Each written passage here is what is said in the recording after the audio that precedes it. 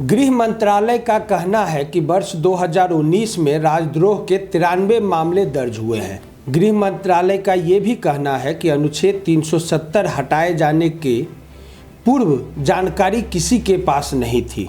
Online class के लिए गरीब छात्रों को साधन उपलब्ध करवाने के आदेश पर रोक लगाई गई। ममता की पार्टी के सारे खिलाड़ी हमारे टीम में है, ऐसा कह रहे हैं दिलीप घोष। ये हैं आज के बात खबरों की प्रमुख खबरें। अब खबरें विस्तार से।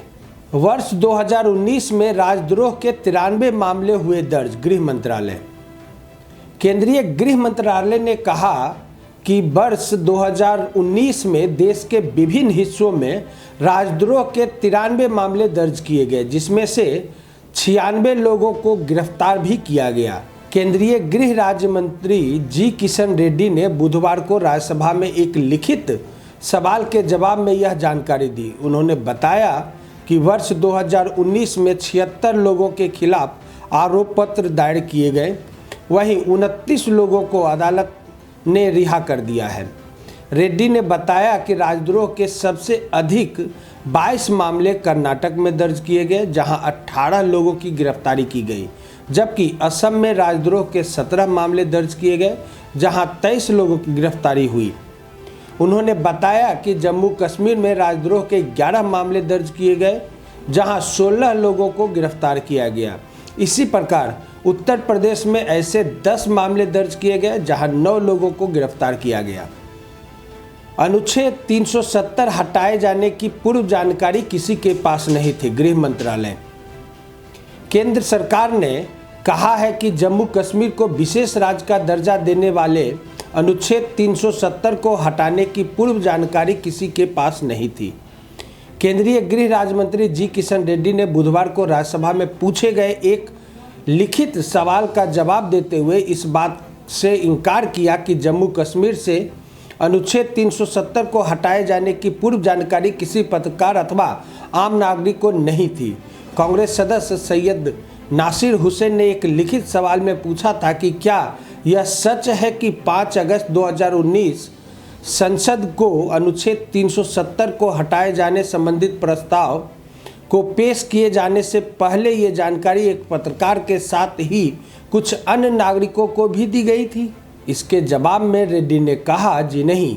उल्लेखनीय है कि 5 अगस्त 2019 को केंद्र सरकार ने जम्मू एवं कश्मीर से संबंधित अनुच्छेद 370 को निष्प्रभावी कर राज्य को 2 केंद्र शासित प्रदेशों में विभाजित कर दिया था। ऑनलाइन क्लास के लिए गरीब छात्रों को साधन उपलब्ध करवाने के आदेश पर रोक लगी।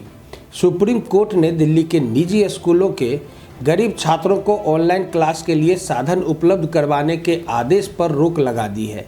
दिल्ली हाईकोर्ट ने कहा था कि स्कूली बच्चों को लैपटॉप या टैबलेट और इंटरनेट कनेक्शन दे और सरकार से उसके पैसे वसूलें। दिल्ली सरकार ने पैसों की कमी का हवाला देते हुए दिल्ली हाईकोर्ट के फैसले के खिलाफ सुप्रीम कोर्ट में अपील दायर की। दिल्ली हाईकोर्ट ने 18 सितंबर 2020 को दिल्ली के निजी स्कूलों और सरकारी स्कूलों को निर्देश दिया था कि वे ऑनलाइन क्लास के लिए आर्थिक रूप से पिछड़े वर्ग के छात्रों के लिए लैपटॉप, मोबाइल और इंटरनेट की सुविधा उपलब्ध कराएं। ममता की पार्टी के सारे खिलाड़ी हमारे टीम में। दिलीप घोष भारतीय जनता पार्टी के पश्चिम बंगाल इकाई के अध्यक्ष दिलीप घोष ने बुधवार को कहा कि ममता बनर्जी की पार्टी तृणमूल कांग्रेस के सारे खिलाड़ी हमारी टीम में है। ऐसे में तृणमूल के लिए कोई भी खेल दिखाना असंभव है। बुधवार को खड़गपुर में मीडिया से मुखातिब होते हुए दिलीप घोष ने बीरभूम जिला तृणमूल अध्यक्ष अनुव्रत मंडल की टिप्पणी का जवाब दिया। दरअसल बीरभूम में एक दिन पहले ही भाजपा अध्यक्ष जेपी नड्डा ने परिवर्तन यात्रा को हरी झंडी दिखाई थी। इस पर कटाक्ष करते हुए अनुव्रत मंडल ने कहा था कि नड्डा की सभा में 1000 लोग भी नहीं आए थे। उन्होंने कहा था कि विधानसभा चुनाव बीत जाने के बाद बीरभूम में असली राजनीतिक खेल खेला जाएगा। इसी का जवाब देते हुए दिलीप घोष ने कहा कि उनकी पार्टी के सारे खिलाड़ी तो हमारे टीम में आ चुके हैं, फिर वह किसके भरोसे खेल दिखाएंगे। घोष ने कहा कि अब बारी हमारी है, खेल हम लोग दिखाएंगे और तृणमूल वालों को गैलरी में बैठकर देखना होगा। आज की बात खबरों में इतना ही। आप हमारे फेसबुक और यूट्यूब चैनल से जुड़कर खबरों से अपडेट होते रहेंगे। आप हमारे यूट्यूब और फेसबुक चैनल को लाइक, सब्सक्राइब और शेयर करना ना भूलें। नमस्कार।